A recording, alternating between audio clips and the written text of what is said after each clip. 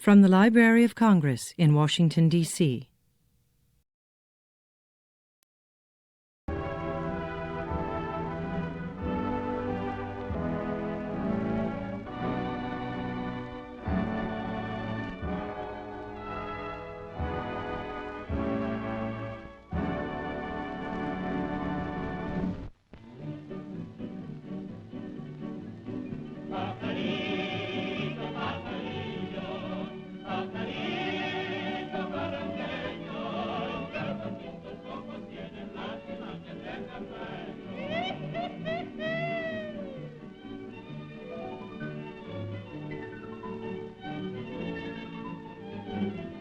Y hay pájaros pintos, cantan o les apachurro al nido.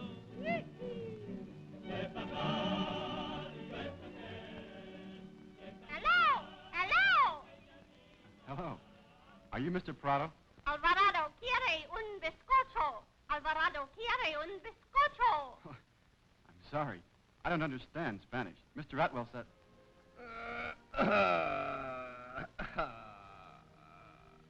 And Alvarado, my parrot, does not understand English. That makes you even, eh? Oh, you say Atwell?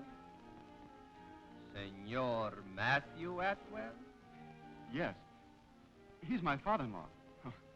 That is, he will be. I'm Jerry Spencer. Miguel Ricardo Don Santos Prado at your service. Please to sit down. I'm down here on a visit. Mr. Atwell said to be sure to see you. Senor Atwell buys much coffee from me. Please to sit down.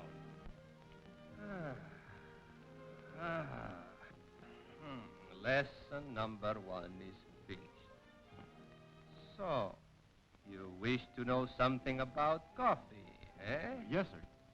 Mr. Atwell said there's beauty and romance and adventure in the story of coffee. And literature and history, too. The story of coffee, eh? It is well, Jerry Spencer. So we come now to lesson number 2, the story of coffee. You have not heard how coffee is discovered? There are many legends, but this one I like very much. There was once a time when no one knew about coffee. It is hard to think of such a time, no? Must be a very, very sad world then. Well, at such a time in Arabia, there was a young fellow named... Caldi! Caldi, see, who sat under a tree all day and watched a small bunch of goats. Oh, it was very unexciting until one day...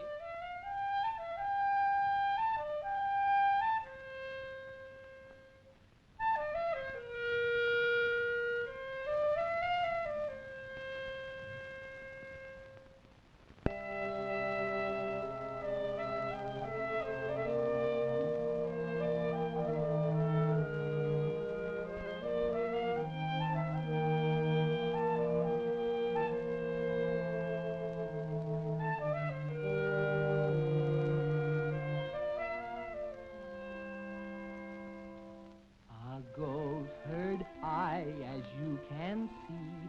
I tend my goats most patiently, but I'm as bored as I can be, for goats are such dull company.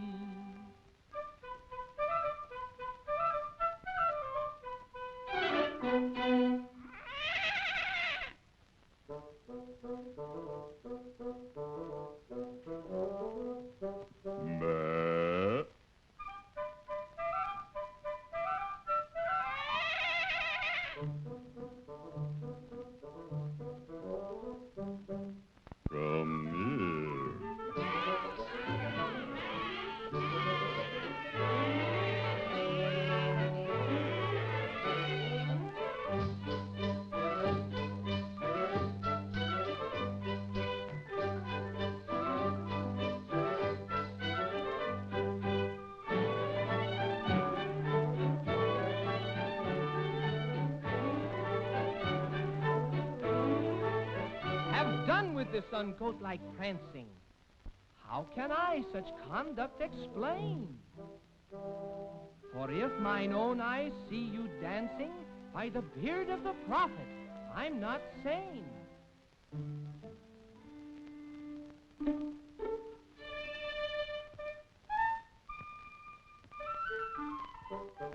Do the cherries To the cherries, to the cherries, to the cherries, up on the coffee tree. up on the coffee tree. I ate them, We ate them, we ate them. and oh, they made me happy as can be. And me, and me, and me, and me, and me. They made us feel so happy that we danced about in glee.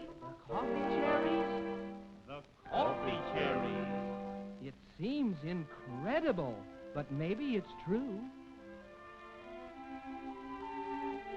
I'll try them myself. I'm feeling so blue. They may do for me what they've done for you.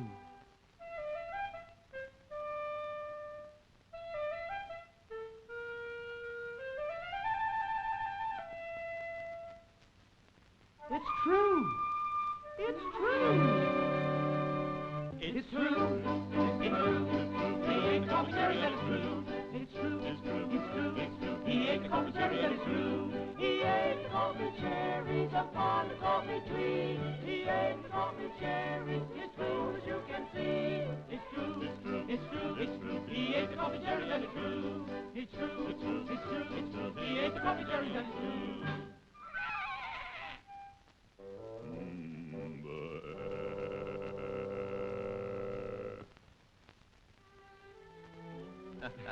This is just a story, you understand. Coffee cherries do not have as much power as that. And how well Caldy and his goats danced, too. There is much dancing in the history of coffee. In the coffee houses of Constantinople were told the stories of Arabian Nights, stories of Scheherazade. In the ballet of Scheherazade, there is a dance of the prince and princess.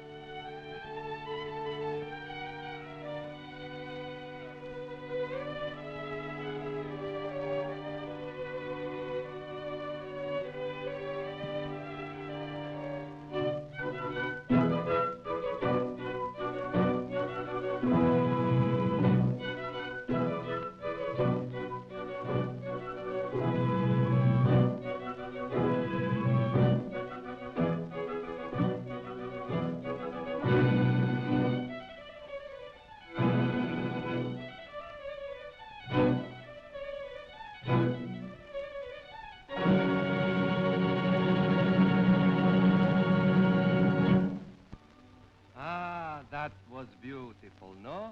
Boy, talk about poetry in motion. Poetry? He's a poetry and coffee, too.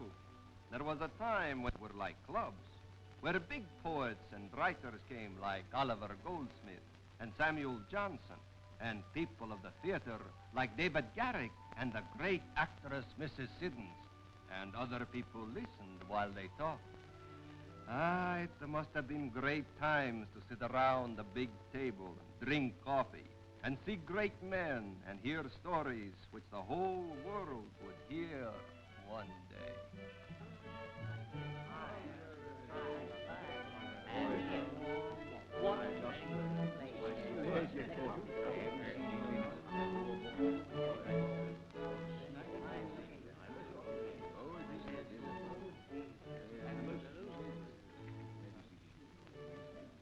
And would you believe it, my dear fellow, He did not know me. But did you tell him you were the great actor, David Garrick? I bade him look upon me. There was no need for taking my name in vain. Here comes Dr. Johnson. Johnson. It's Samuel Johnson. Here comes Sam Johnson. And Boswell, as usual, at his heels. Gentlemen. Gentlemen.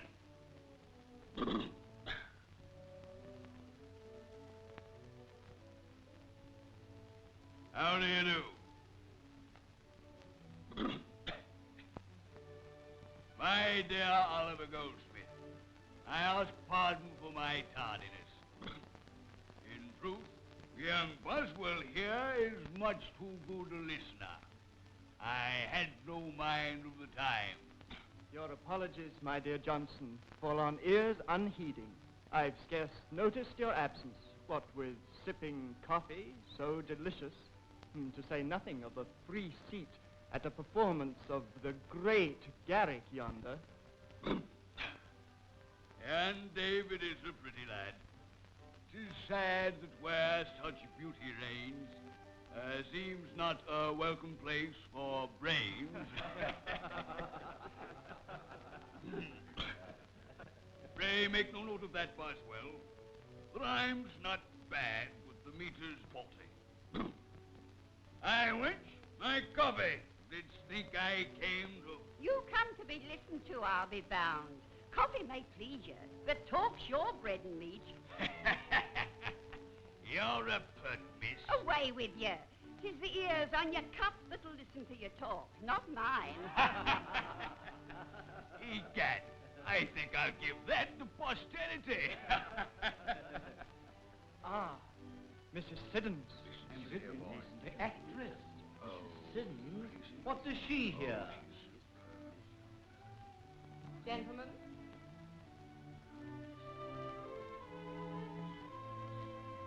Gentlemen.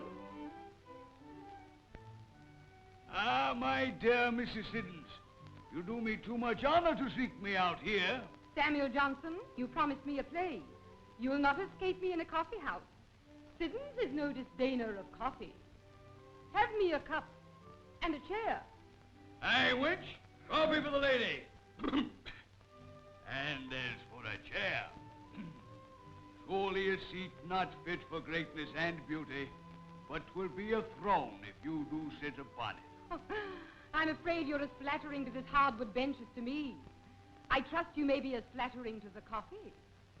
That is, when it comes. What's this? No coffee? I went. Coffee for my lady. Hurry, hurry! Coffee!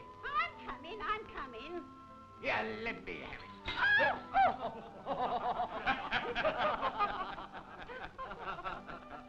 Egad, my lady. The poor girl has fallen before so much greatness and loveliness all in one person. 'Twas too much for her. La, Mr. Johnson.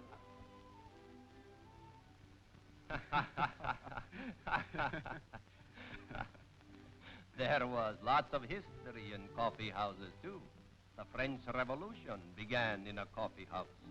The American Revolution had lots of plans made for it in coffee houses. On the night of April 18th, 1775, the ride of Fall Revere was perhaps being planned in the Green Dragon Coffee House in Boston. James Otis was there, John Adams, and a young friend of Fall Revere. They talked very quietly about the coming of British soldiers. Ah, senor, it was a very, very bad time.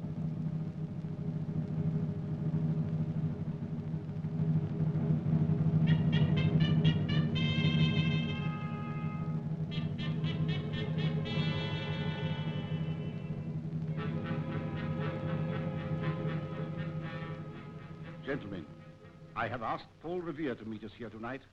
I've had news. 2 brigades of redcoats have been ordered to move against us at once. When, Mr. Adams? That I don't know, Mr. Otis, nor by what road.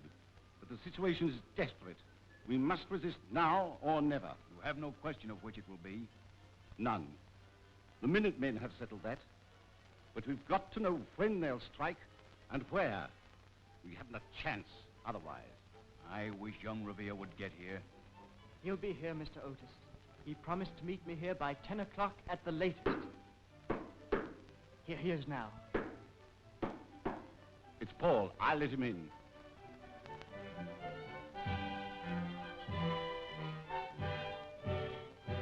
Paul! Thank heaven you've arrived.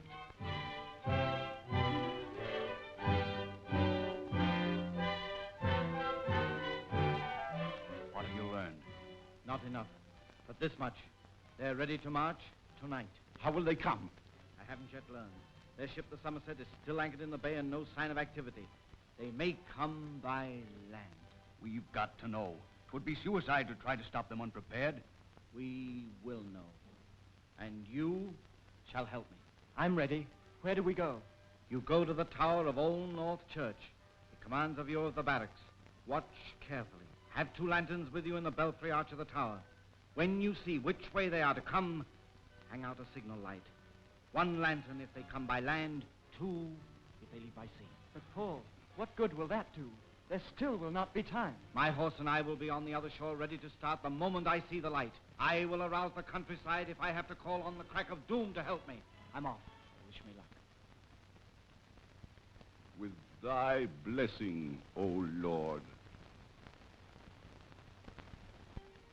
So, Jerry Spencer, coffee and coffee houses played a big part in the history of the whole world. And so we finish lesson number 2. And tomorrow we start lesson number 3, how coffee is grown.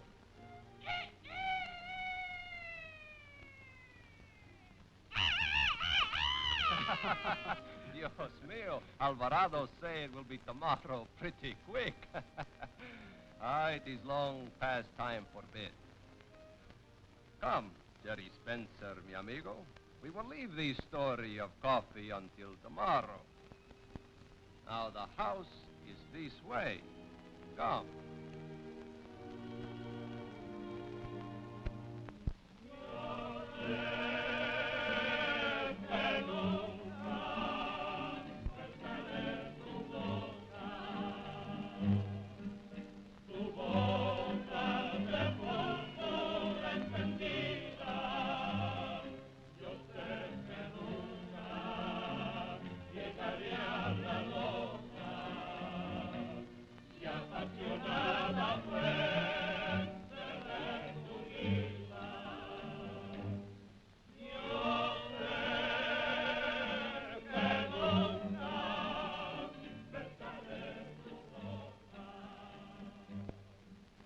Well, Jerry Spencer, we start lesson number 3, how coffee is grown. Here is the fazenda of Miguel Ricardo dos Santos Prado, what you would call a coffee plantation. Now, here there are 1 million trees. 1 million? Oh, you think it is many? Some fazendas have 50, 60 million trees. Gosh, why, it doesn't seem possible. Yet there is not 1 tree planted here where they are grown.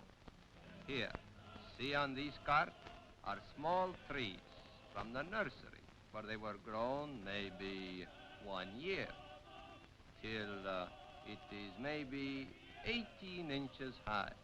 See? Then, if it is a good tree, it is transplanted here like these in the orchard. Then how soon does it bear fruit? Coffee cherries appear on the trees in 3 or 4 years. You mean you leave them alone for 3 or 4 years before you start picking? Leave them alone? They are raised like babies. There must be no weeds. There must be all strong branches. There must not be too much sun. It takes lots of people, lots of time till the trees produce, and cherries can be picked like these. So this is how coffee beans are picked. It is not a bean. It is a cherry. Cherry? Well, I thought you'd call them that as, well, sort of a grower's name. Oh, no, no. It is a cherry. Wait.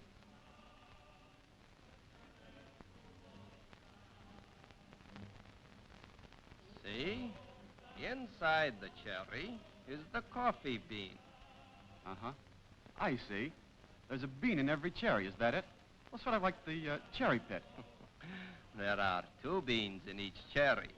Here, I'll open it and show you. But that cherry isn't ripe yet, is it? It is ripe. If it is not ripe, it is not picked. Well, there are still flowers on that tree. How can there be ripe fruit on it? Oh, it is sometimes so. Here is a flower, a green cherry, a ripe cherry. And they are all on the same tree. Pickers must pick only cherries that are ripe. To pick a whole tree takes maybe, 6 months. See? Then what happens to the ripe cherries? Well, in a vat, the cherries are soaked in water until they get soft. The soft cherries go in a big machine where they are squeezed a little bit, and the coffee bean comes out the poop, like that. The coffee bean is washed clean. Then it is dried in a big open place in the sun. Now, go this way over there, and you will see.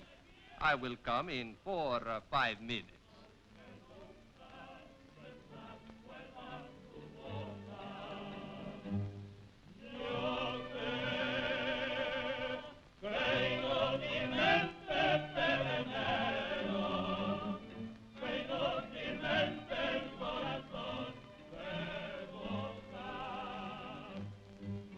Cuidado, señor. No pise sobre los granos de café. Speaking to me, mister? Tonto idiota, le dije que no pise sobre los granos de café. Anda, fuera de aquí, anda, fuera, fuera. ¿Qué le pasa? What is happening here? Perdóname, señor Miguel, pero le dije al americano que no pisara sobre los granos de café y no puso nada de atención. Quería pisar sobre los granos. What's it all about, anyway? He says to you, do not walk on the coffee.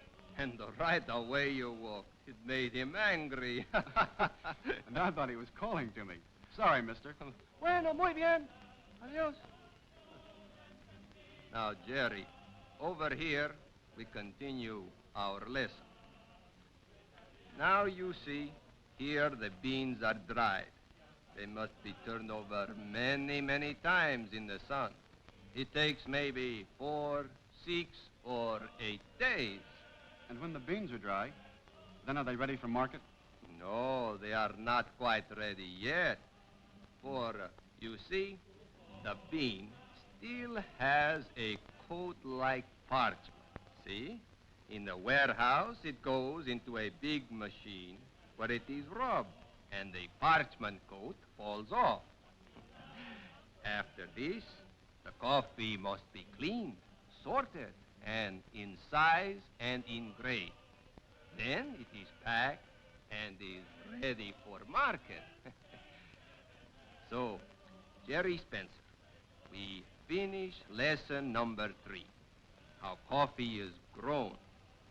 Now, in different places, it is grown different ways. It is picked different ways. It is dry, clean, sorted different ways. But in all ways, coffee makes lots of people happy. And it will make you happy too, I think. Well, I hope so. It's certainly given me a pleasant visit here with you. What's that? Oh, that is the whistle of the riverboat, which tomorrow is to take you to Big Boat, which will take you home. You will like that, eh? Yes. But I'm going to miss you a lot, Miguel. Well, it's been marvelous, and someday soon I'm expecting to see you in New York. Oh, someday I will come. But when one leaves with coffee all of one's lifetime, he sees all of the world. For in all of the world is coffee. Adios, mi amigo.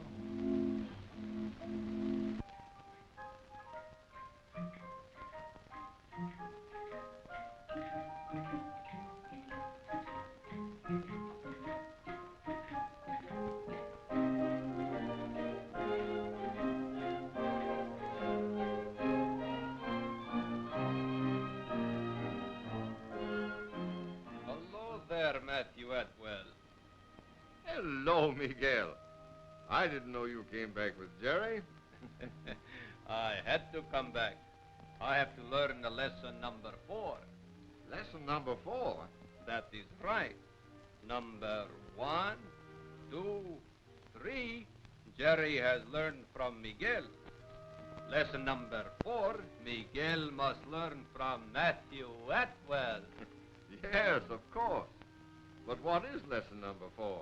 How coffee is blended, roasted, and packed. You will show Miguel, no?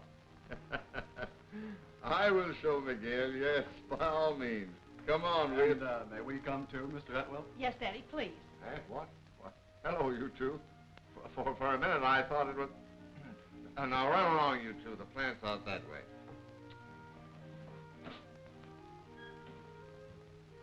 Come on, Miguel.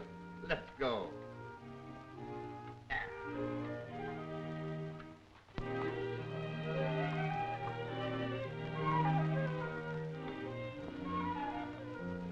Green coffee starts on its last journey from this large storage room, where it is brought directly from the dock warehouses. And there it goes into the green coffee chute. Down this chute go the bags of coffee that go to make a full blend. A bag of this variety, 3 bags of another, 2 bags of a third, whatever the blend may be. Down the chute into a huge mixer and cleaner to get rid of any dust that the coffee may have picked up in its long journey. Thoroughly mixed and cleaned, it comes up this conveyor to the receiving hopper at the top of the roaster, where an automatic scale weighs out just the required amount for each roasting. When the roaster is ready for a new batch of green coffee, the operator or roaster man releases the green coffee in the hopper above, and here it is pouring down in a green stream into this huge drum-like oven. The roasting process lasts from 15 to 18 minutes, depending on the type of coffee. The coffee beans are continually tossed around the heating unit so that each bean is evenly roasted. While the roasting is nearing completion, it is carefully examined by an expert operator, and just at the right time, he rolls up this large cooling bin, flips up the spill chute, and there you have the roasted coffee in the well-known brown coffee bean. Now I want to show you what roasting does to coffee. See here. Now, here's what that bean looked like when it was green. The roasting process brings out all the delicate flavor-giving qualities in the coffee bean, the fragrant elements that give coffee its distinctive flavor. The coffee beans expand. Aromatic vapors are released. The bean, as you see, is literally blown up to more than twice its green size, with all the flavor and aroma of the coffee imprisoned inside. Keeping this goodness which has been created fresh is part of the coffee packer's problem, because the moment air comes in contact with the coffee beans, they start to lose their strength. And if air continues to reach them, they eventually become stale and flat. In a little while, you'll see how we've solved that problem. By packing this coffee within a very short time after it's roasted and ground in vacuum cans. Cans, that is, from which the air has been removed, and so preserve the freshness of the coffee until it's opened in the home. And now, over there, the coffee is cooling and ready for grinding. Here it is going into a huge bin, after which it passes into this grinder. Before grinding, the coffee goes through ingenious cleansing mechanisms that remove every particle of foreign matter and leave only the pure coffee that pours down this chute into the packing department on the floor below. And here comes the coffee to its last operation, weighing and packing in vacuum cans. No hands touch either can or coffee from the time the can starts its journey until it's filled, sealed, and ready for packing in cases. There go the cans, each filled with exactly the right amount of freshly ground coffee. Then out they go to make room for another batch of 4 cans, while the filled cans pass on to a clincher where the cover is loosely attached. And right here comes the very important contribution of modern science to the enjoyment of coffee: packing in vacuum cans. After the covers are put on, The can enters this chamber, and just before the cover is hermetically sealed onto the fill can, an ingenious suction device draws the air out of the can, leaving the freshly roasted coffee surrounded only by its own elements, and no air to rob it of its flavor and aroma. So here we come to the end of the coffee packing story. The end of lesson number 4, Miguel. With freshly roasted coffee still retaining all its delicious quality in a can that keeps it that way. Here, let me show you.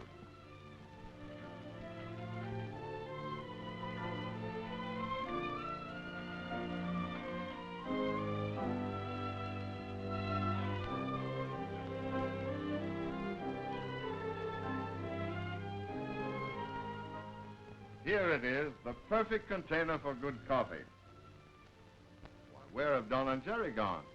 Maybe they have gone back to the office.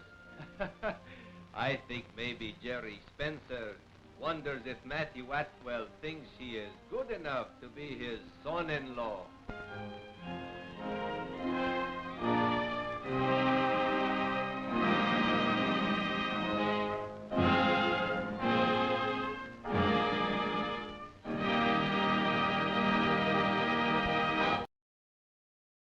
This has been a presentation of the Library of Congress.